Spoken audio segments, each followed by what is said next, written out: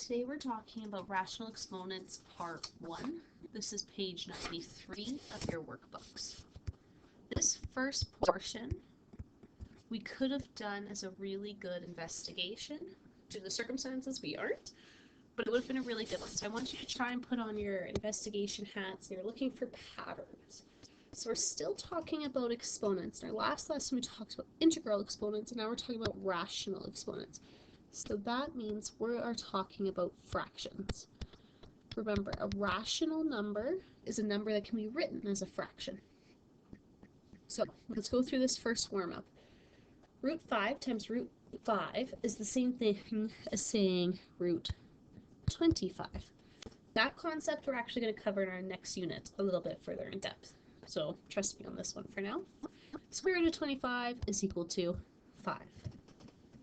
Okay, the second question says if I have 5 to the power of a half times 5 to the power of a half, we all know we can use power rule here. So here we're adding a half plus a half, which is equal to 1. 5 to the power of 1 is 5. Well, knowing those two things, these statements are then somehow related because I have these two pieces common in both, and they're both equivalent to 5. So if I kind of work backwards, we could say 5 is equal to 5. And then root 5 has to be equal to 5 to the power of a half. And that is, in fact, the rule we're coming up with. It's kind of hard, their setup of it, to deduce that necessarily, but that's what we're getting at. So let's go through this next example to really confirm this understanding. So if we start here, cubic root of 2 times the cubic root of 2 times the cubic root of 2 is the same thing as saying the cubic root of 8, which is 2. 2 to the power of a third, a third, a third, so I get a third added to each other 3 times, which gives us a total of 1. So that means 2 to the power of 1, 3 is equal to the cubic root of 2. So hopefully we're starting to see some type of pattern here. So 25 to the power of a half, I could say is the square root of 25. 64 to the power of a third, the cubic root of 64. Fourth root of 81. Let's write the following in radical form. So this would be the square root of x. Remember, square roots we can do just the check mark, or you could put the 2. Both are equally correct. The first option is significantly more common. B to the power of a third would be the cubic root of b, the 10th root of p, or the nth root of a. So our step 1, that's our first rule then, would be a to the power of 1 over n is equal to the nth root of a. That's our general rule. This gets to be a little bit more complicated. Not much, just a little bit more. So these questions, we have a root and an exponent here. So the square root of 5 cubed and the square root of 5 cubed gives me just 5 cubed. My roots cancel out, which gives me 125. 3 over 2 plus 3 over 2 gives me 6 over 2, which is just 3. 5 cubed is 125. So what that means, 5 to the power of 3 over 2 is equal to the square root of 5 cubed. So our general rule on this one, a little more complicated, if we go down here to the bottom, is a, the nth root of a to the power of m. The difference here between my first general rule and this general rule is the first one, it was 1 over n, now it's m over n. The power of 1, we don't always write, so now that's where that m comes from. So on these, this last row here, my denominator is your root, how many roots, and the numerator becomes our exponent. So this first one, I get the cubic root of x to the power of 5. The fifth root of b to the power of 4. Square root of p to the power of 5. And we already did the very last one. Okay, let's turn the page. So now let's look at it a step further, a little bit more complicated. So I have 8 to the power of 2/3. I hope you guys agree that I could take out that 2 and put it outside my brackets, because at the end of the day I would multiply that in. 2 times 1 gives me 2, and the 3 would kind of tag along, which in that case we can expand it to make it with our radical instead of a fractional exponent. The cubic root of 8 is 2. I then square that 2, and we get 4. So that's one way to interpret this one, is going through all of those steps.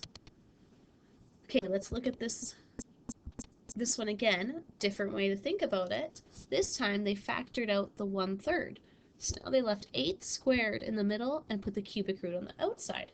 Well, this is now just saying the cubic root of 64, well, that's still 4. Which means when we have these fractional exponents, we can think about them in a couple different ways, all equally correct, and frankly, depending on the question, you may want to do one over another. Okay, so let's look at 64.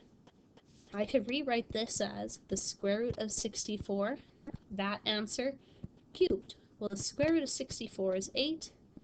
8 cubed, I do not expect you guys to know this without a calculator, but it is 512. This next one, the square root of 4, because of the 2, all to the power of 5. Square root of 4 is 2. 2 to the power of 5 is 32. Fourth root of 81, all to the power of 3. Fourth root of 81 is 3. 3 cubed is 27. Okay, so exponent law is to simplify this next one. So I'm adding my exponents. 2/3 plus a negative 2/3 gives me 0. 8 to the power of 0 is 1.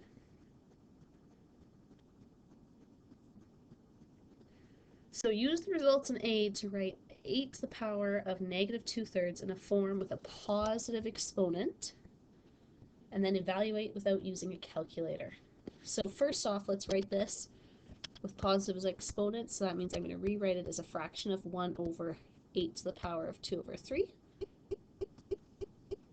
which from there I can say 1 over the cubic root of 8, all squared.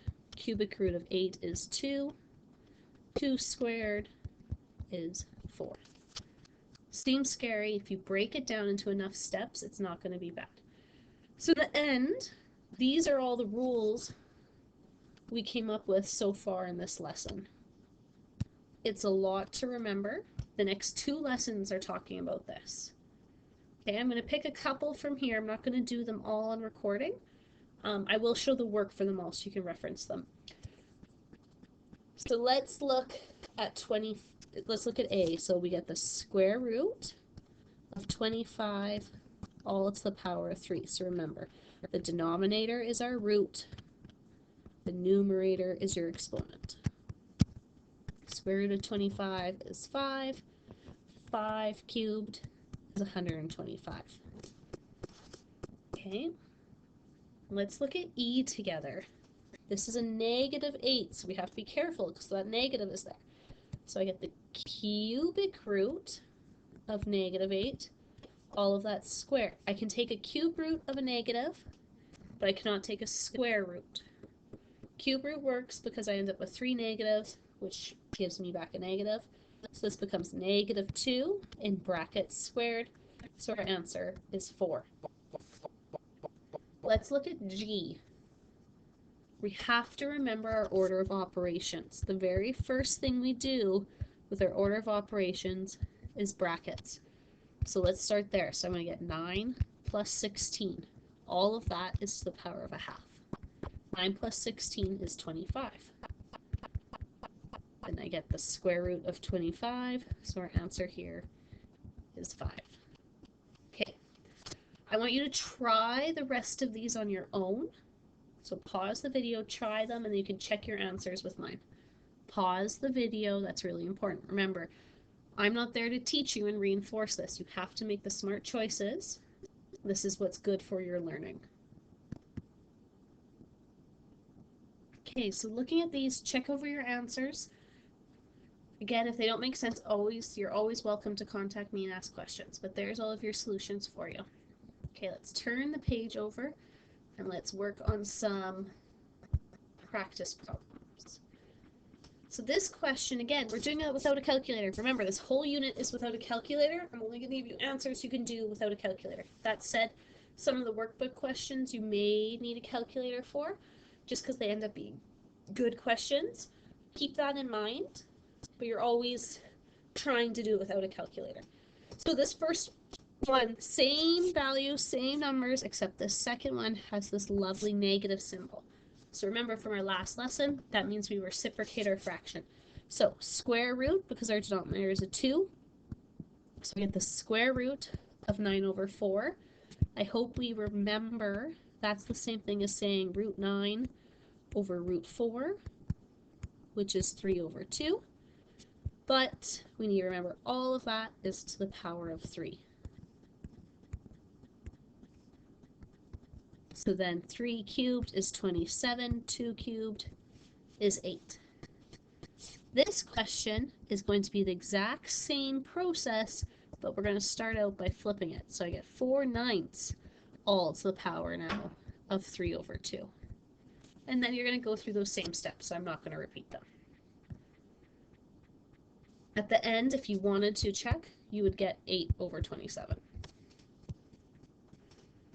Evaluate these expressions using radicals. So that means give your answer as a radical. So these ones should be pretty easy. I get the cubic root of r.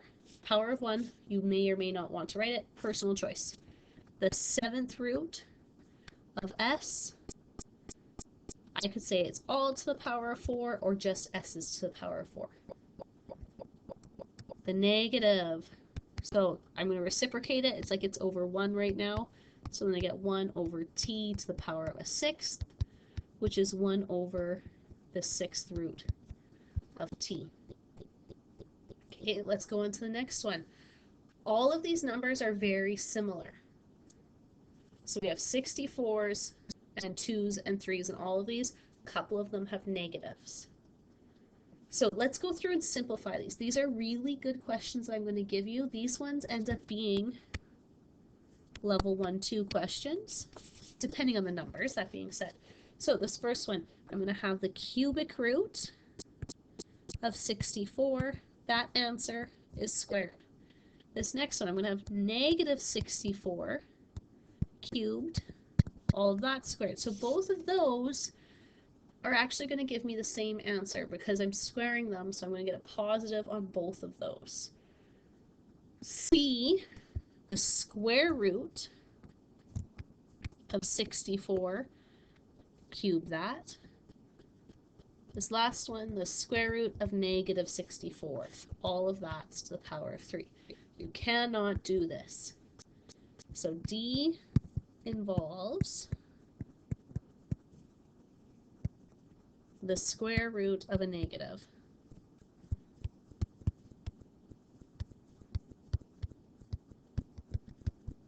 Of a negative number, which has no meaning.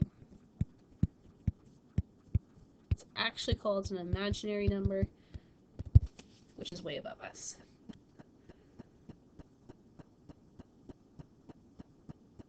With that, let's do class example 5, and I'll stop there.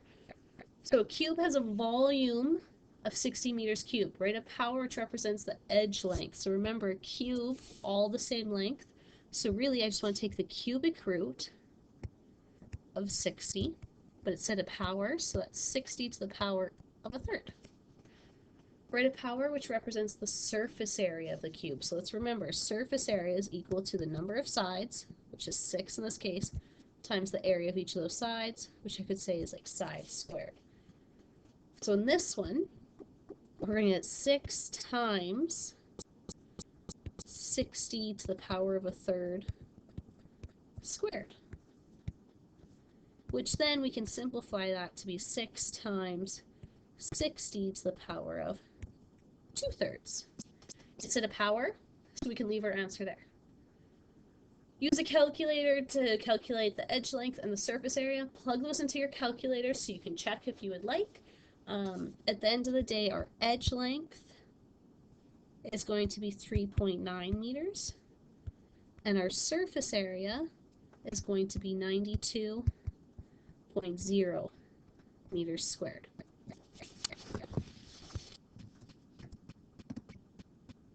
So here's your assignment for the week as well. Next class, you will have a work period as well as time to do some IXL links. So remember, our class periods are normally 70 minutes long. This video is about 16 minutes. So you have quite a bit of time to work on these, but if you didn't finish them, that's okay because our next class period is all for work.